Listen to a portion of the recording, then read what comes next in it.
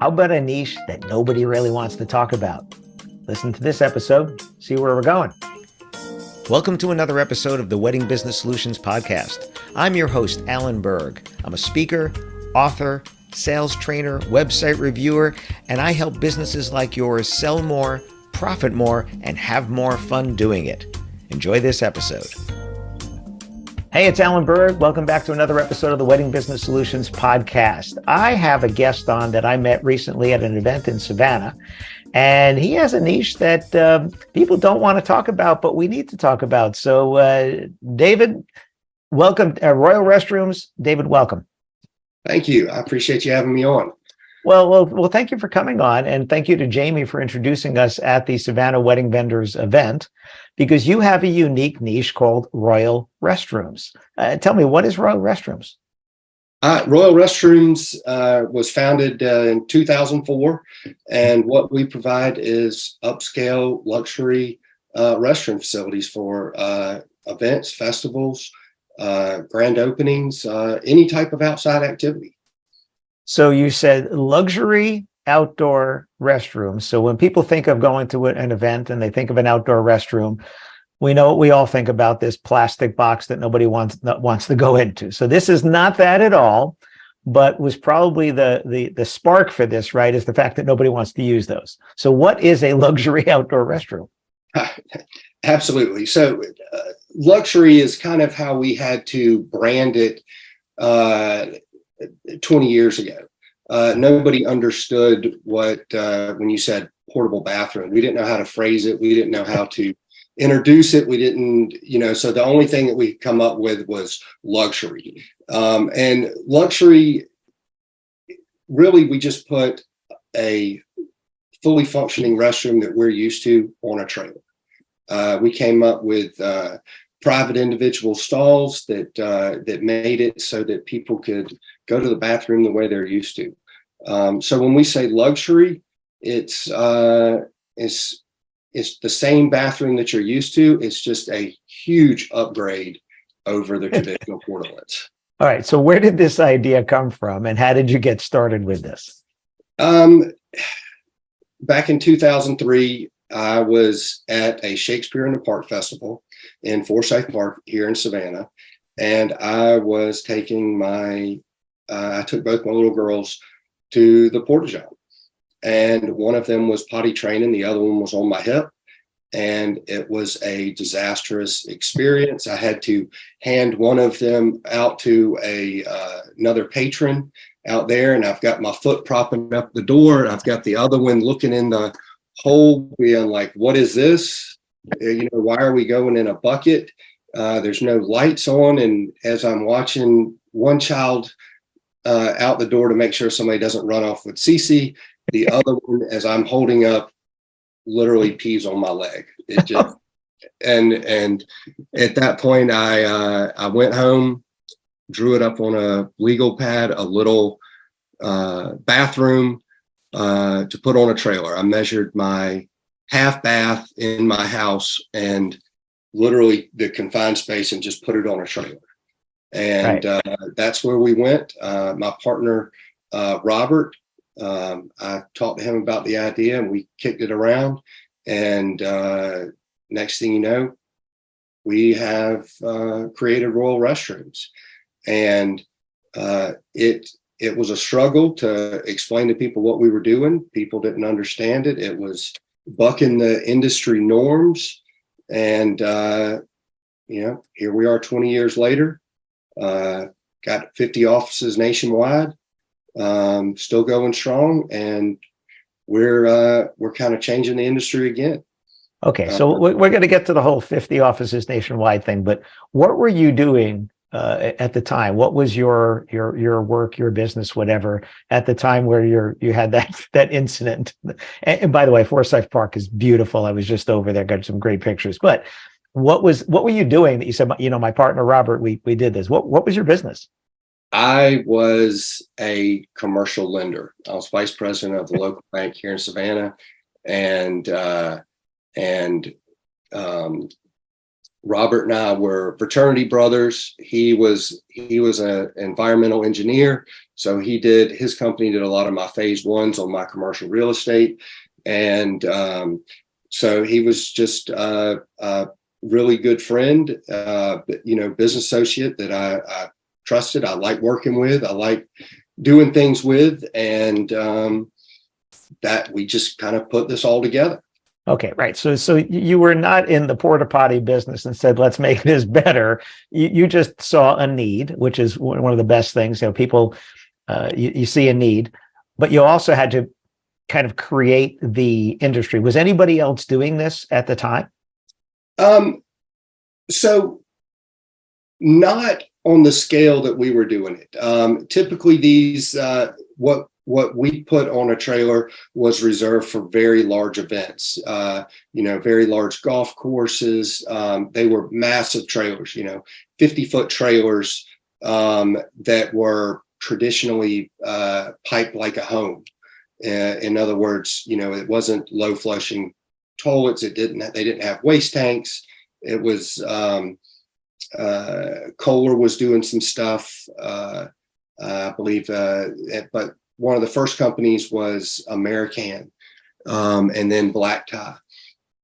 But they were not building small trailers. They were building large event style trailers.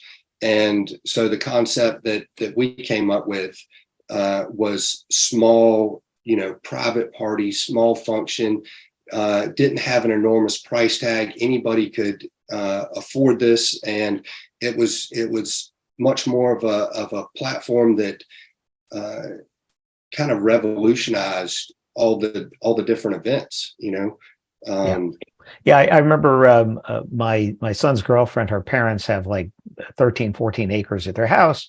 And one of our cousins was thinking about getting married there. And I said, whoa, hang on. Now, if there's you want to get married at, your aunt's house because you have these childhood memories or whatever, that's one thing. But they have an old farmhouse that has one bathroom. And you're going to invite 100 people, 150 people, 200 people. Forget about the fact that you don't have tables, chairs, tents, parking, or any of that other stuff. You don't have these facilities. And I think it's something that I kind of teased in the opening. It's something nobody wants to talk about, but you have to talk about because you have to accommodate that for health reasons. You have to have these available. So you say these are smaller, and I'm picturing the big ones you're talking about. I've seen those massive 50-foot trailers. How big is yours? How many stalls are on yours? Well, the stalls range. We start out with a single stall that is just one private stall, but our most common ones are 2 stalls, which is 1 man, 1 female, or a 3 stall, and then we go to a 4 stall. Okay, and then the bigger ones. And what is the recommendation for people listening in here? So if you're having a wedding, because a lot of people listening are doing weddings, they're doing events and things like that. So let's say you're having a wedding and you're having a 5-hour event. How many stalls per person per hour or whatever? How do you figure that out? Well, there's a couple different ways. Typically, rule of thumb is 1 stall for every 100 people. That's typically been the rule of thumb. However, when you look at weddings and stuff like that, it takes the average person 3 to 5 minutes to go to the bathroom. So if you're assuming that a 200 person wedding, you need at least 3 stalls. Anything under 100, I would go with 2, but for a 250 person wedding, I'm going to tell you, if you want it to be really comfortable, you need 4 stalls at a minimum, 4 stalls, because you don't want people waiting. Right. A couple of places you don't want people waiting: the buffet, the bar, and the bathroom. Right. That's right. Exactly. All right. So, Jari, you can use that now. That's your 3 Bs. There you go. The buffet, the bar, and the bathroom. You don't want people waiting over there. Okay. So you started doing this 20 years ago, but now you're a franchisor and you have these franchises in 50 locations around the country. You have, I think you said, about 28 or so people that own these 50 something franchises. When did you get to the point? Because you cross into 2 of the groups of people I generally have on as guests, which is niching and scaling. Yeah. Tell me about the growth, right? So you and Robert started this probably with 1 trailer, right? Yes. We built two trailers to begin with, actually, because we didn't know what we were really looking for and how it was going to be accepted into the market. But we grew fairly rapidly at the very beginning. It was new, so a lot of I would say probably over half of my offices have been with me for at least 15 years, 15, 16 years. Okay. So when did the franchising start? Because obviously you grew locally first, and then did somebody come to you and say, "Hey, I want to do this elsewhere," or did you go looking for franchisees? No, I did not look for anybody. They came to me, and they wanted to basically mimic the idea, and so we basically formed a franchise company in 2008. The first couple offices that we sold under license so that they could use the name and so forth, but we franchised it in 2008. Okay. And we really did not focus on expansion. Expansion has really never been a huge motivator for us because we are such a niche business. We tend to focus more on the events industries, more on long-term, more, I guess, to the clientele rather than expansion. It's really been in the last year that we really ramped up expansion, and it's not because anything that we did. It's just because I think people are looking for new businesses and new opportunities, and they're wanting to get out of the corporate world and work for themselves. And we offer a great solution. So other than the product itself, right, the trailer itself, because I've had other people on that have done franchising and licensing and stuff like that. So the franchise, and I've owned 2 franchises in the past, so I understand. Franchise is about the system, right? It's not just about the product, it's about the system. So what is the Royal Restrooms system besides the product itself? Well, one, we were fortunate, kind of first to market, so we have our name branded in. It's really nice to see when you get government works or proposals in it, and the way that they list a portable restroom is you need a Royal Restroom.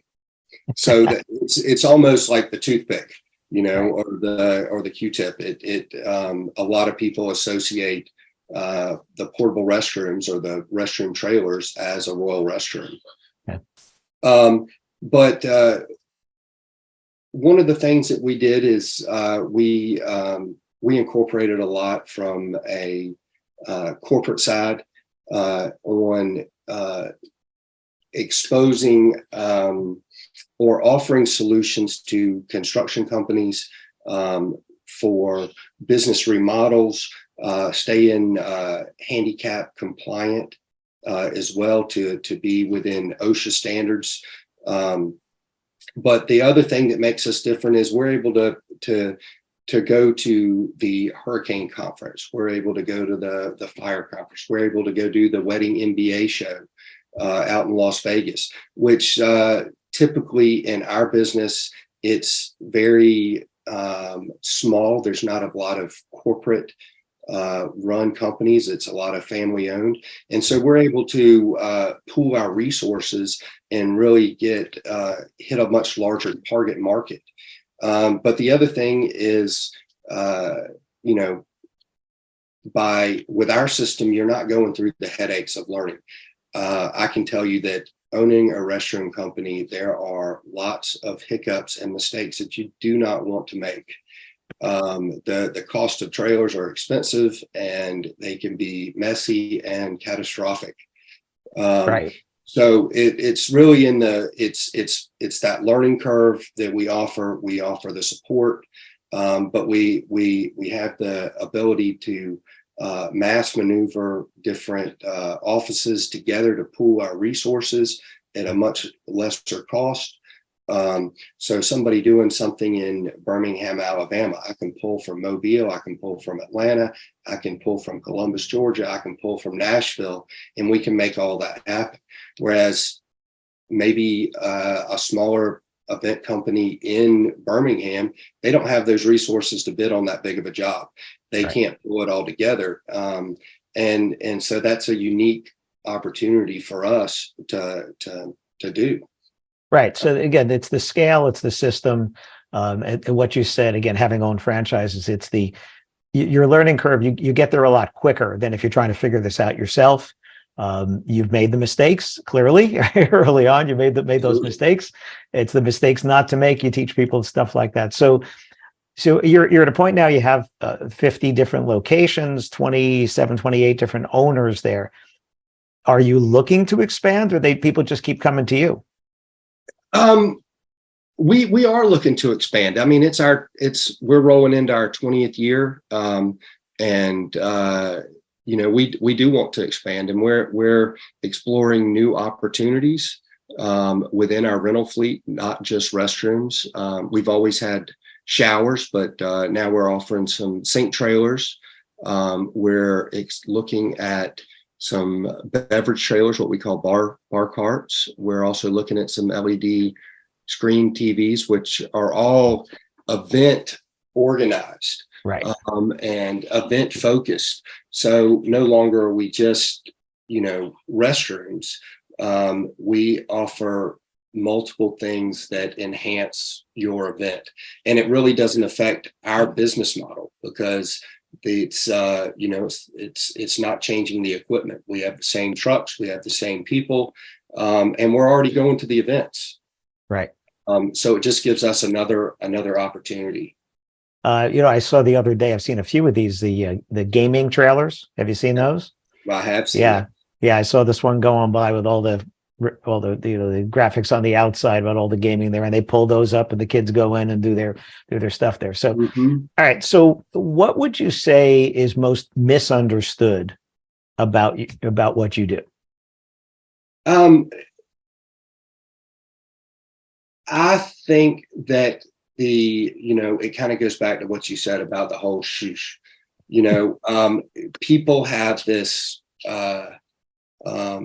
this theory that bathrooms are dirty. They need to be put out of the way. They need to be hidden. It's just it's something that I think that sometimes, and I hate to say it, but the event organizer places that in the mindset, and they kind of plan for the restrooms to be out of sight, when the restrooms really, they affect the whole flow of your event. Right. I'm not saying a restroom needs to be front and center, but that's a huge thing. Everybody goes to the bathroom. But you're talking about an outdoor event. And if people are dressed up for this outdoor event, which means, potentially a lot of people in heels and things, how far do you want to walk to go to the bathroom? You don't want to walk far, right? Exactly. And how many times does your wife, the first thing she's at, where do you think the bathroom is? Where's the bathroom? People, you've got the terrain, you've got lighting, you've got grandma with the cane. You want these things close, and that's one of the things that I believe that most people have put our restrooms or restroom trailers out, is because it's a big white box. It is a little bit of, it looks like a cargo trailer in this beautiful setting that you've created, which goes back to what we're rolling out with our vintage restroom trailers. It is a slick, mirrored stainless steel exterior that truly blends into the background. You don't even necessarily know that the restroom is there now. So it's not just pretty and nice and comfortable on the inside, but the exterior almost mirrors the surrounding. So it really it can almost be a focal point. Because it's a gathering spot, just like your buffet and your bar. Right. So these are fully self-contained. You have, I guess, their own power sources and everything, right? You can just drop these anywhere. So they do not have their own power source. We can provide Okay. a generator, but typically because they're climate controlled, they have air conditioning or heat or something like that. It generates a little more power than what solar can provide. Although we are experimenting with battery generators as well for like when we're using the movie industry. And so that's becoming more and more popular. Nice. So, who is typically hiring you? Is it the client? Is it the event planner? Or who's hiring you? It depends upon which industry you're talking about. If it's from a corporate standpoint, 9 times out of 10, it's from some type of construction management company. But for weddings and stuff, I would probably say it's about 60% the event coordinator, and 40% is usually the bride or the groom, where they're planning their own. But most of the event planners are the ones that really put everything together. And from a festival standpoint to any other type of major event or organization that's going on. So, what's the difference between the event planners that get it and the event planners that don't get it? That if they're listening, you'd like them to understand. One, that we don't necessarily have to be hidden.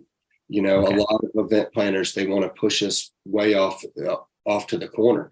And it goes back to, they have this image that a bathroom is dirty. Well, if you've rented restrooms and they smell, then that company is doing something wrong.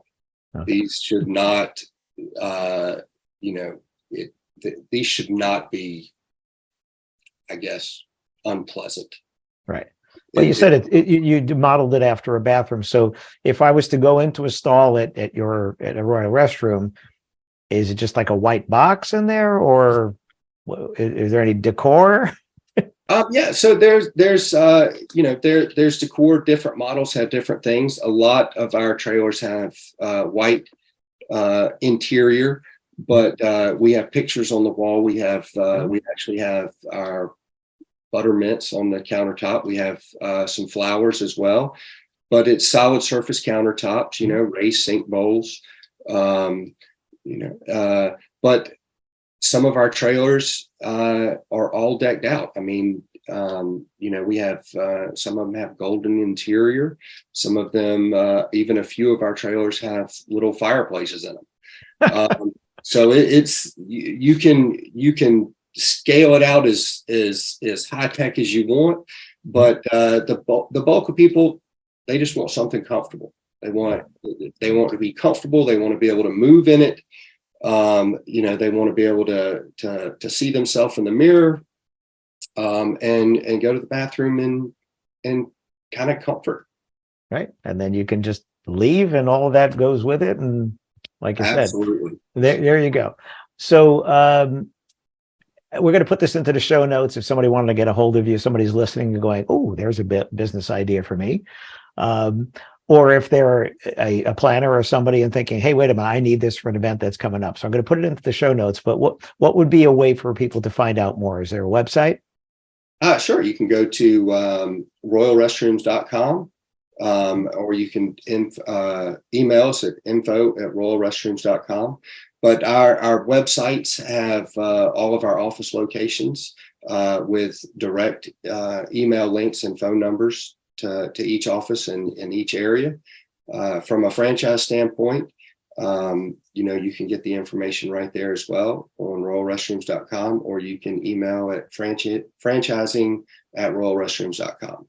There we go. And we'll put all that into the show notes as well. If anybody didn't write that down, you'll be able to go click right on the link over there. So if somebody's looking for a business idea, or somebody needs this for an event coming up, those are the two ways to do that. But I love stories like this where you saw the need. I'm sorry it had to be your daughter peeing on your leg, but you saw the need, and there was the impetus for this, and then you just ran with it. And I've always said the people that succeed are not the people with ideas; it's the people that take action on those ideas. So David, thank you so much for joining me on this. I really appreciate it. I hope people got some ideas here for either their own business or for maybe picking up one of these. So Absolutely.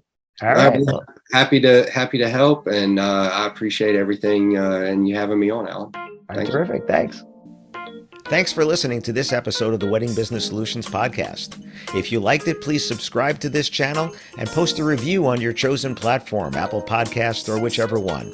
If you have any questions about anything in this episode or any of my episodes, email me directly at alan@weddingbusinesssolutions.com or visit my website, alanberg.com. alanberg.com. If you have any suggestions for future topics or guests that you'd like to see, please again email me or visit my website. Thanks for listening.